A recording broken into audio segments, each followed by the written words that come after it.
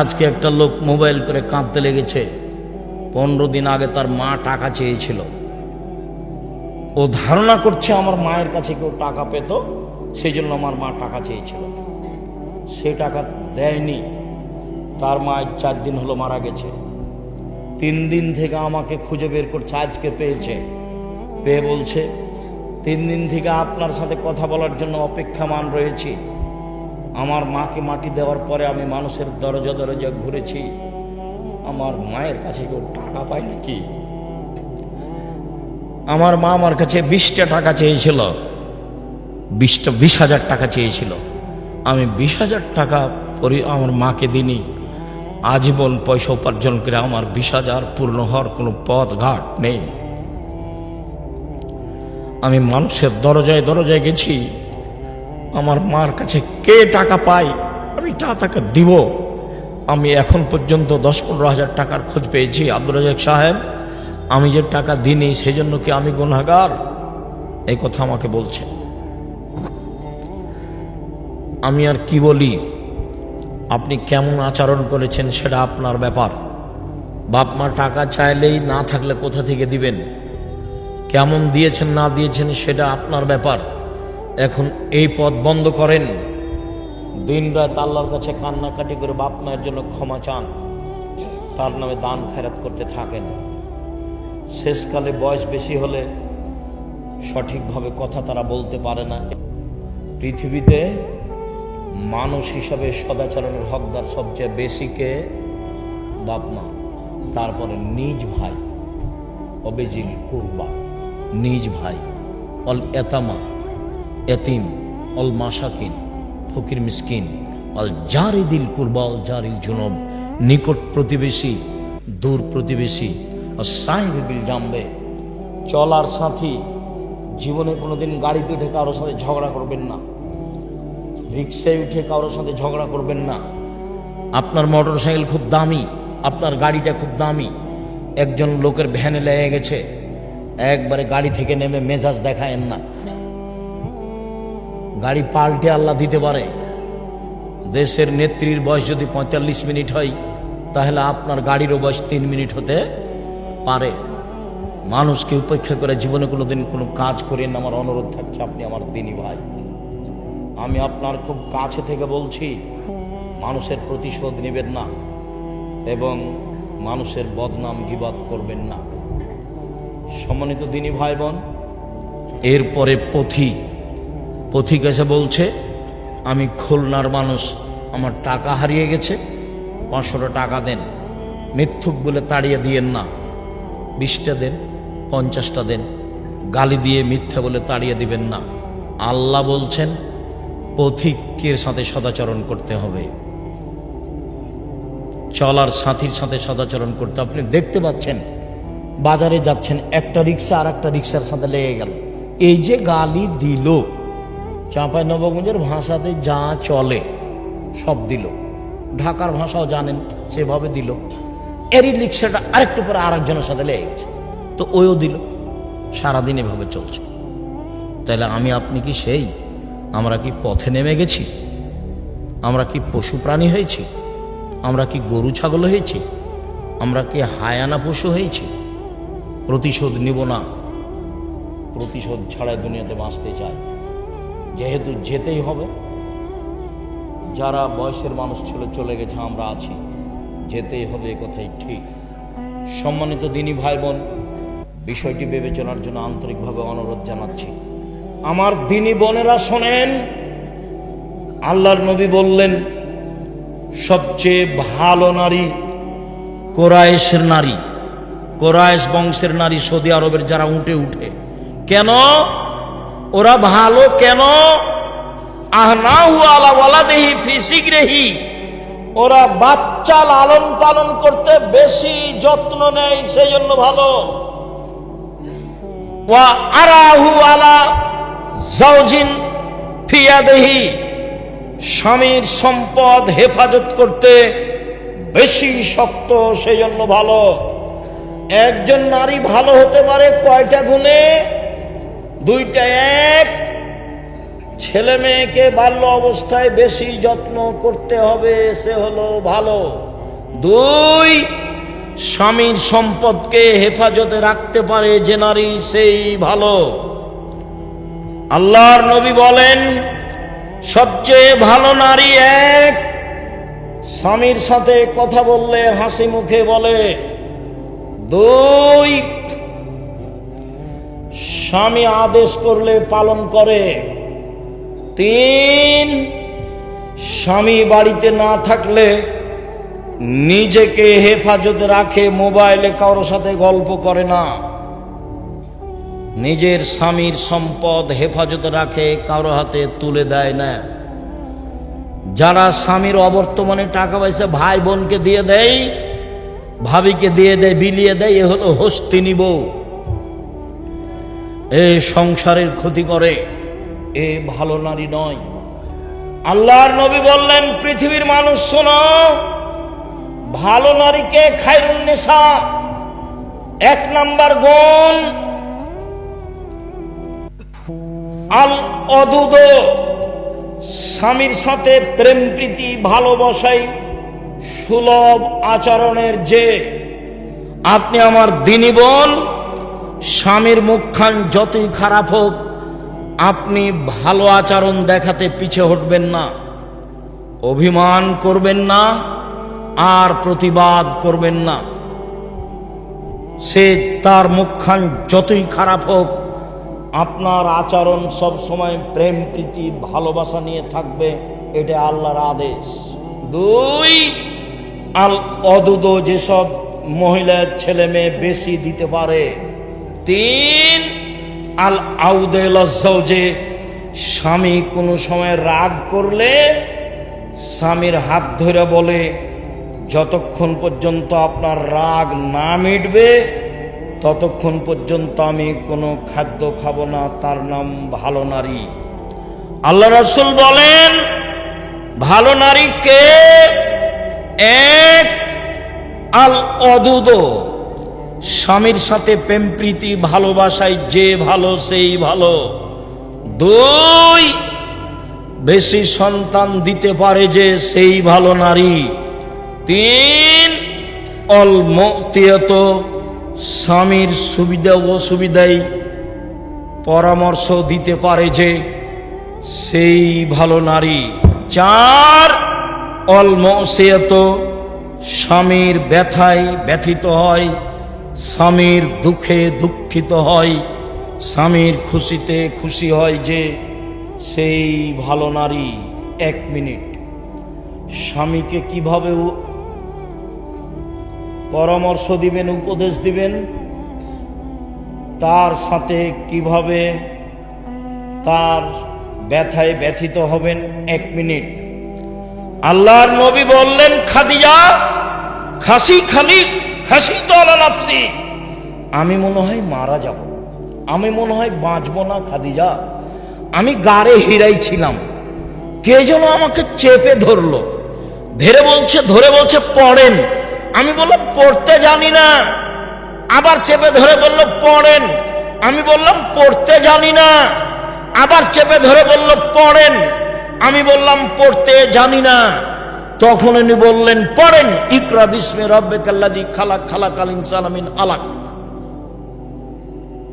তখন খাদিজা বলছেন, কাল্লা, কখনো নয়, অসম্ভব, হতে পারে না, আল্লাহে মা ইউখজিক আল্লাহ, আল্লাহ আপনাকে অপমান করবেন না। কেন? 1, তাসিলুর রাহেমা, মানুষের সাথে সদাচরণ করেন, এই জন্য আল্লাহ অপমান করবেন না। 2, তাকসিবুল মাদুমা, অসহায় মানুষের সুবিধায় থাকেন, এই জন্য আল্লাহ অপমান করবেন না। ও তাহমিলুল কাল্লা, অসহায় মানুষের বোঝা বহন করেন। কে ঋণ পরিশোধ করতে পারে না, এই তোমার ঋণ আমি দিয়ে দেব। কে মানুষের সাথে টাকা নিয়েছিল, দিতে পারে না, কর্জ নিয়েছিল, দিতে পারে না, কাপড় নাই, কিছু করতে পারে না, এই তোমাকে আমি একটা কাপড় দিয়ে দেব। অসহায় মানুষের বোঝা বহন করে যে, তাকে আল্লাহ অপমান করবেন না, আপনি অসহায় মানুষের বোঝা বহন করেন। 4, তাকরিজ জাইফা, মেহমানকে খেতে দেন। 1 নম্বরে বলেছেন আপনার সদাচরণ আছে, আল্লাহ আপনাকে অপমান করবেন না। এসব সান্ত্বনা কে দিচ্ছে? খাদিজা স্ত্রী দিচ্ছেন। তা আপনার স্বামী বাড়িতে এসেছে, খুব টেনশন, মাথা ধরে গেছে, কি দুর্ঘটনা ঘটেছে, আমি যে দল করি সে দলের এক ছেলেকে মেরে দিয়েছে, কি করি, অনেক ঝামেলা। তো এখন স্ত্রী বলছে তোমাকে নিষেধ করলো, তুমি যাই না, তুমি বাইরে যাও, তুমি তো জোর করে গেলে, তোমারই তো এগুলো দোষ। এইটা কি হলো? এটা বউ হলো? ভাইজান বুঝতে পেরেছেন? আমি কিন্তু যে ভাষাগুলো নকল করছি সব বুখারী মুসলিমের। আল্লাহ নবী এসে বলছেন খাদিজা আমি মনে হয় মারা যাব বিপদে। তো প্রথম মুখের ভাষা কাল্লা, আরবি ভাষা, কখনো নয়, অসম্ভব, এটা হতে পারে। আল্লাহর কসম, আল্লাহ আপনাকে অপমান করবেন না। 1 নম্বর কারণ আপনি সদাচরণ করেন। এই ছেলে, আল্লাহ মুহাম্মদ সাল্লাল্লাহু আলাইহি ওয়াসাল্লাম অপমান করবেন না কেন? খাদিজা কি বলছেন? আপনি কি করেন? সদাচরণ করেন, এই জন্য আল্লাহ আপনাকে অপমান করবেন। তাহলে স্ত্রী কি বলবে? চিন্তা করবেন না, টেনশন ভোগ করেন না, যেন এমনি তো আপনার প্রেশার আছে। আরে কিছু না, এগুলো মিটে যাবে ইনশাল্লাহ, চিন্তা করেন না, মিটে যাবে, এগুলো চিন্তা করিয়েন না, ইনশাল্লাহ এগুলো ঠিক হয়ে যাবে। প্রত্যেক সমস্যার সাথে সমাধান থাকে। এত আপনার মাথা ব্যথা কেন? এগুলো কে বলবে? স্ত্রী বলবে। এরপরে বলছে চলেন একটা বড় মানুষের সাথে আপনাকে একটু দেখে নিয়ে আস, পরিস্থিতিতে ওরাকে নওয়াফলের কাছে নিয়ে যাবেন। নিয়ে যা বলবেন চাচা আপনার ভাইয়ের ছেলেকে দেখুন তো, ঘটনা কি, কি খবর মোহাম্মদ, ঘটনা কি? এই ঘটনা, আমি গাড়ি হিরাই বসেছিলাম, এই ঘটেছে। ও আরে সে তো নামুস, সে তো জিবরাইল, এলাকার লোক তো তোমাকে বের করে দিবে। এটা হলো দ্বিতীয় কথা। প্রথম কথা হলো ও জিবরাইল, দ্বিতীয় কথা কি? এলাকার লোক বের করে দিবে। তখন আল্লাহ রাসূল বলছেন অমুখরে জিয়া, এলাকার লোক আমার বের করে দিবে, এটা হয় কি করে? এলাকার লোক আমার মতো ভদ্র মানুষ জীবনে দেখেনি কোনোদিন, তারা আমাকে আলামিন বলে ডাকে। আমার খালা, ফুফু, চাচি, দাদা, চাচারা আমাকে অন্ধভাবে ভালোবাসে। তখন বলছেন শোনো মোহাম্মদ, জিবরাইল যার কাছে এসেছে তাকে বের করে দেয়নি এমন পৃথিবীতে ঘটেনি। যত মানুষের কাছে জিবরাইল এসেছে নবীর কাছে, সবকে এলাকা থেকে বের করে দিয়েছে, তোমাকেও দিবে। তবে যদি আমি থাকি তোমার সহযোগিতা করব। বড় মানুষের কাছে নিয়ে এসেছেন কে? খাদিজা স্ত্রী নিয়ে এসেছে। আপনি আমার দিনী বোন, স্বামীকে হতাশা করবেন না, তার পাশে থাকবেন। আর 1 মিনিট কথা বলছেন নাকি? এই মেয়ে কথা বলছো কেন? আর 1 মিনিট খেয়াল করেন, আপনাকে বলছি। হুদায়বিয়ার যুদ্ধে গেছেন, হুদায়বিয়া সন্ধি করে ফিরে আসছেন, কাবা ঘরে ঢুকবেন না। আরে 1-1.5 কিলোমিটার আছে, তাহলে কাবা ঘর। আল্লাহ রাসূল বলছেন যাব না, ফিরে যাব। তখন উমর বলছেন আপনি সত্য নবী নন? হ্যাঁ আমি সত্য নবী। ইসলাম ধর্ম সত্য নয়? হ্যাঁ ইসলাম ধর্ম সত্য। আপনি বলেননি কাবা ঘরে ঢুকবো? হ্যাঁ আমি বলেছি কাবা ঘরে ঢুকবো, তবে এবছরই ঢুকবো, এ কথা বলিনি। চুপ। আবু বকর সিদ্দিকের কাছে গিয়ে বলছেন আবু বকর সিদ্দিক, ইসলাম ধর্ম সত্য ধর্ম নয়? হ্যাঁ সত্য ধর্ম। মোহাম্মদ সত্য নবী নন? হ্যাঁ মোহাম্মদ সত্য নবী। মোহাম্মদ সাল্লাল্লাহু আলাইহি ওয়াসাল্লাম বলেননি যে এবছর কাবা ঘরে ঢুকবো? হ্যাঁ বলেছেন কাবা ঘরে ঢুকবো, তবে এবছরই ঢুকবো, এই কথা বলেননি। আবু বকর সিদ্দিকের কথাতে আর রাসূলের কথাতে একটা অক্ষরের কমবেশ নেই। ফিরে যাবেন না। তখন বলছেন সাহাবীরা শোনো, গরু জবাই করে দাও, ভিতরে যাব না, মাথা নেড়ে করে দাও, গরু জবাই করে দাও, কুরবানি, মাথা নেড়ে করে দাও, কাবা ঘরে ঢুকবো না। কেউ কুরবানি করে না, সবাই চুপচাপ, ফিরে যেতে চায় না কেউ। তখন আল্লাহ রাসূল বলছেন উম্মে সালমা, কি করা যায় দেখো তো, খুব বড় বিপদ, কেউ যে কুরবানি করে না, সবাইকে যে কুরবানি করতে বলছি কেউ যে যায় না। তখনও মুসালমা বলছেন চিন্তা করবেন না, আপনি নিজেরটা করে ফেলুন, দেখা যাক কি হয়। স্ত্রী বলছেন। এবার আল্লাহ রাসূল কি করলেন? নিজেরটা করে ফেললেন। সব সাহাবীরা বের হয়ে সবাই করতে লাগলেন। স্ত্রীর পরামর্শ। সম্মানিত দিনী বোন, আপনার জন্য জান্নাতের সব দরজা খোলা। 1, 5 ওয়াক্ত সালাত। 2, রমজান মাসে রোজা। 3, স্বামীকে মেনে চলা। 4, জেনায় লিপ্ত না হওয়া। 1, 5 ওয়াক্ত সালাত নির্ধারিত সময়ে। পায়ের পাতা দেখা গেলে কোনো সমস্যা নেই। শাড়ি পরে পেটিকোট ছায়া পরে সালাত আদায় কোনো সমস্যা নেই। বুবু যা বলেছে তা ভুল বলেছে। গলা যদি দেখা যায় তাতে সমস্যা নেই। শাড়ি পরে সালাত আদায় করুন, কোনো সমস্যা নেই। শুনুন, 1, 5 ওয়াক্ত সালাত। 2, রমজান মাসের সিয়াম রোজা। 3, স্বামীকে মেনে চলা, তিতা লাগলেও মিঠা লাগলেও। 4, জেনায় লিপ্ত না হওয়া। আব্দুর রাজ্জাক সাহেব, দুঃখিত, এখন কান্নাকাটি করি, জেনা একদিন ঘটেছে, চিন্তা করবেন না। আল্লাহর নবী বলছেন, পৃথিবীর মানুষ শোনো, কেউ যদি জেনা বন্ধ করতে পারে আল্লাহ তাকে যে কোনো বিপদ থেকে বাঁচিয়ে দেবে। মনে পড়ে তোমার বুখারী মুসলিমের হাদিস, ওই যে 3 জন হাঁটছিল, বৃষ্টি আসলো, গর্তের মধ্যে ঢুকে গেল, পাহাড় এসে পাথর এসে মুখের উপরে পড়লো। একজন বলল, বাপ মাকে ভালোবাসি, পাথর সরিয়ে দেন। আল্লাহ বললেন ঠিক আছে, দিলাম একটু। একজন বলল, একটা লোককে কাজে নিয়েছিলাম, অর্ধেক দিন কাজ করে চলে গেল, টাকা দিলাম, নিল না। অনেকদিন পরে এসে বলছে টাকা দেন, অর্ধেক দিনের টাকা দেন। তা আমি বললাম, এই যাও গরু ছাগল নিয়ে যাও। আমাকে বলছে মজাক করবেন না। এই যাও, মজাক করিনি, সব নিয়ে যাও। সব দিয়ে দিয়েছি, ভালো কাজ করেছি, পাথরটা সরিয়ে দেন। ঠিক আছে, দিলাম। আর একজন বলছে, চাচাতো বোনের সাথে জেনা করতে চেয়েছিলাম, আমি গরিব মানুষ, আমার বোন ভেবেছিল আমি 200 স্বর্ণ মুদ্রা জমা করতে পারবো না। হাড় ভাঙা পরিশ্রম করে 200 স্বর্ণ মুদ্রা আমি জমা করেছিলাম। আমি যখন জেনা করব মনে করে সিদ্ধান্ত নিলাম, বসেছি, তখন আমাকে বলছে, দেখ রে, আমাকে অসতী প্রমাণ করিস না, আমি একজন অসতী নারী হতে চাই না।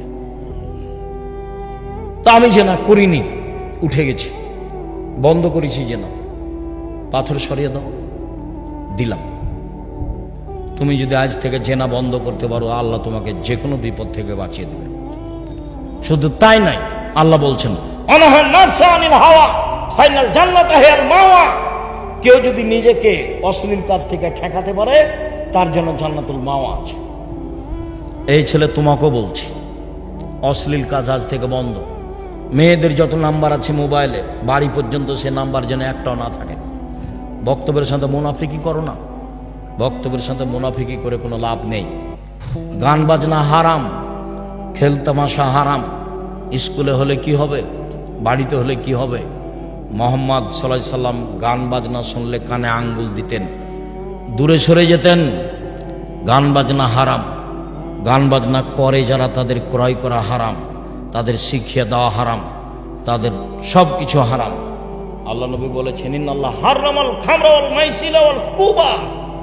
মদ হারাম, জুয়া হারাম, ডুবি তবলা হারাম, ঢোক ঢাল হারাম, ঢোল ঢাক হারাম, গান বাজনা হারাম, বাদ্যযন্ত্র হারাম, দোতারা সেতারা বাজনা সব কিছু হারাম। যত গান বাজনা বাদ্যযন্ত্র আছে সব হারাম।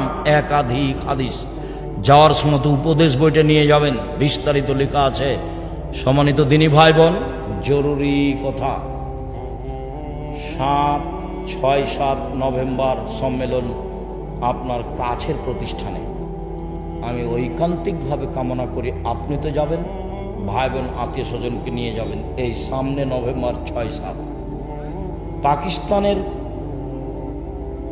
এহসান এলাহির জহিরের ছেলে ইবতেসাম এলাহি জহির থাকবেন। দেশের বড় বড় আলেম ওলামা থাকবেন।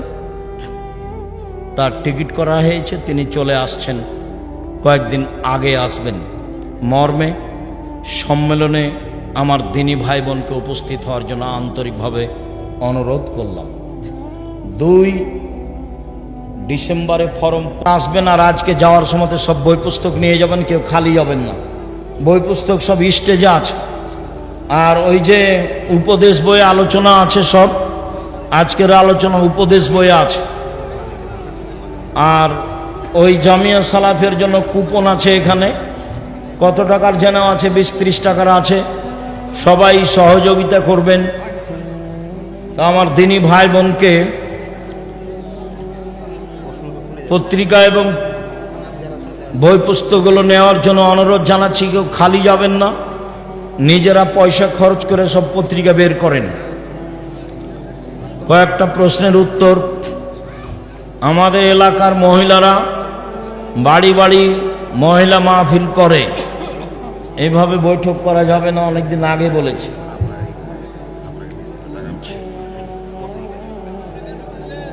তুমি এটা রাখো, পরে দিও।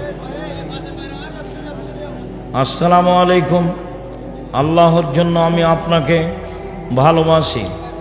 রিজিকের 10 ভাগের 9 ভাগ ব্যবসাতে, তাই আমি রাজমিস্ত্রির কাজ ছেড়ে তরকারির ব্যবসা শুরু করেছি।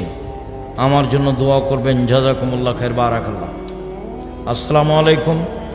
আপনার কাছে আমার প্রশ্ন রইল, মেয়েদের মাসিক হওয়া অবস্থায় কি কোরআন স্পর্শ করে পড়বে? জি, স্পর্শ করে পড়বে, প্রমাণে বুখারী মুসলিমের হাদিস। উপদেশ বইয়ে দলিল দেওয়া আছে হাইজের আলোচনায়।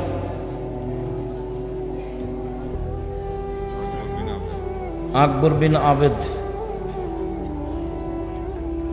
আসসালামু আলাইকুম। আপনার কাছে আমার প্রশ্ন, ধূমপান করলে ইবাদত কবুল হবে না? হবে না। বিড়ি সিগারেট জর্দা খেলে ইবাদত কবুল হবে না, এটাই ঠিক। এই ছেলেকে বাতাস করো, বাতাস করতে। লাশ গোসল দেওয়ার সময় কি কোনো দোয়া আছে? জি না, বিসমিল্লাহ। বাজারে হিন্দুদের হাতে বানানো কোনো খাবার কি খাওয়া যাবে? যাবে, রুচি হলে খান, ওদের জবে খাওয়া যাবে না। ওরা কেন বিসমিল্লাহ বলে তো জবে করবে না, এই জন্য এটা হারাম। হিন্দুর দোকানপাটে খেতে পারেন, রুচি হলে খাবেন। আমাদের এলাকায় ছেলের যোগ্যতার উপর নির্ভর ছাড়াই অনেক বেশি দেনমোহর করা হয়। দেনমোহর বেশি হলে বিবাহে বরকত কম হবে, দেনমোহর কম হলে, খরচ কম হলে বিবাহে বরকত বেশি হবে।